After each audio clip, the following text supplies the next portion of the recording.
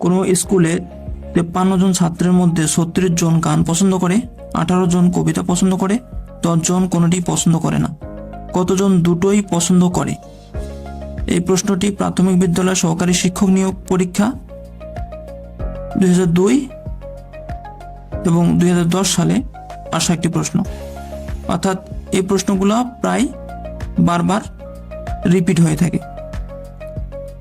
তো দেখুন আমরা কিভাবে শর্টকাট টেকনিক ইউজ করে অল্প সময়েই খুব সহজে করতে পারি। তো এর জন্য আমাদের একটু শর্টকাট টেকনিক মনে রাখতে হবে, সেটা হচ্ছে টোটাল সমান all single minus both plus none. তো এখানে আমাদের প্রথমত টোটাল স্টুডেন্ট কতজন? 53 জন। ছাত্রদের মধ্যে 36 জন গান পছন্দ করে, অর্থাৎ এগুলো সিঙ্গেল, অর্থাৎ শুধু একটি মাত্র বিষয় পছন্দ করে।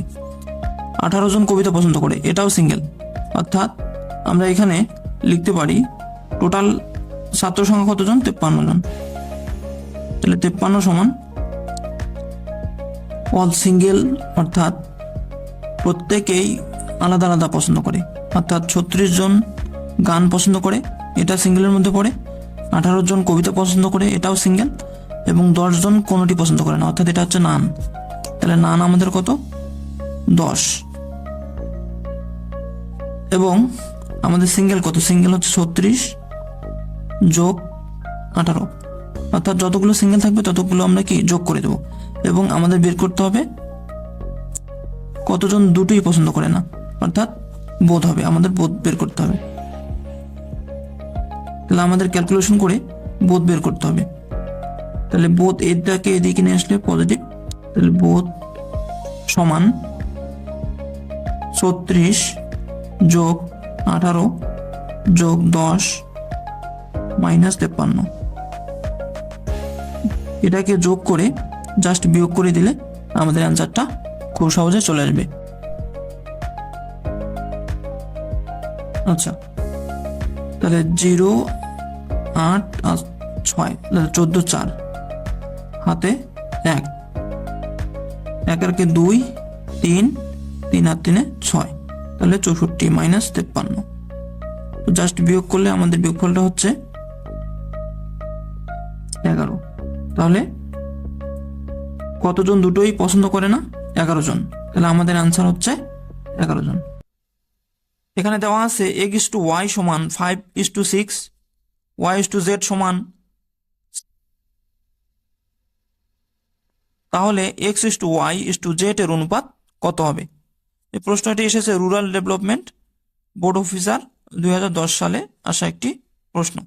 তাহলে এই ধরনের অঙ্ক পূর্বেও আমরা সলভ করেছি। তাহলে আমরা অনুপাতগুলো লিখে নেব। x/y সমান 5:6 এবং y/z সমান 7:8।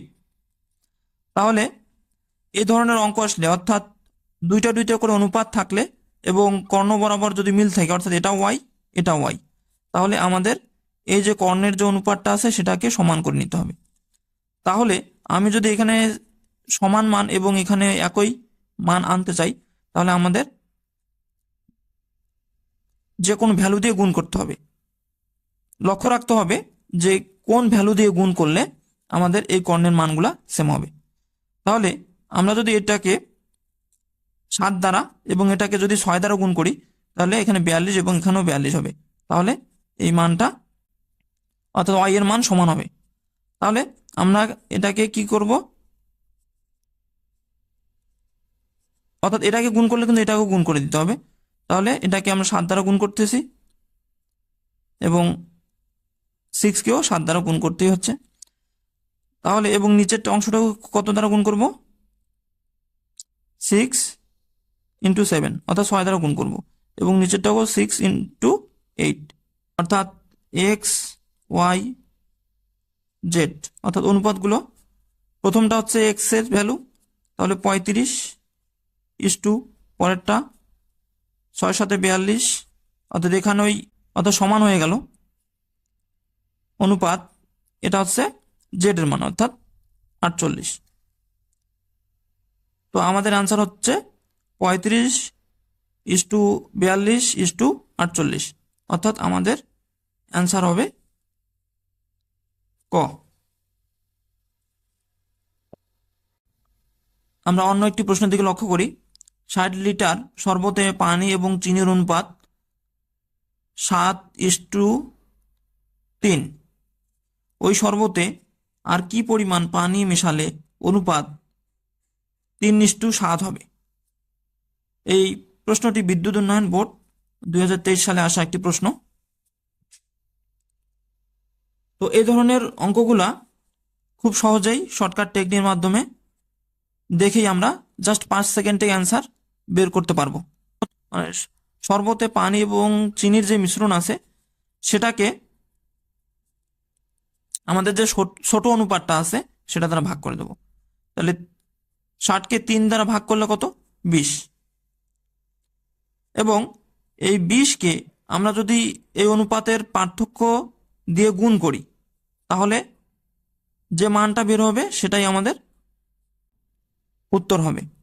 তাহলে এখানে 20 গুণ 7 থেকে 3 বাদ দিলে 4 সমান, তাহলে 20 আর 4 গুণ করলে 80 কেজি।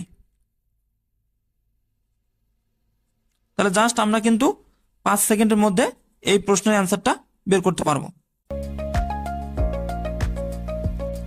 কোনো পরিবারের 10 জন সদস্যের 30 দিনের খাবার আছে। 5 জন অতিথি আসলে ওই খাদ্যে সদস্যদের মোট কতদিন চলবে?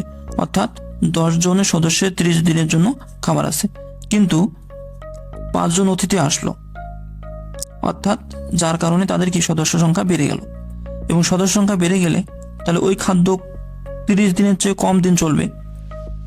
তাহলে তাদের সদস্য সংখ্যা কত হলো? 10, আগের 10 এবং পরবর্তীতে 5 সমান হচ্ছে 15 জন। তাহলে জাস্ট আমরা শর্টকাট সূত্রটা অ্যাপ্লাই করে শর্টকাট টেকনিকের মাধ্যমে আমরা সহজে সলভ করতে পারি।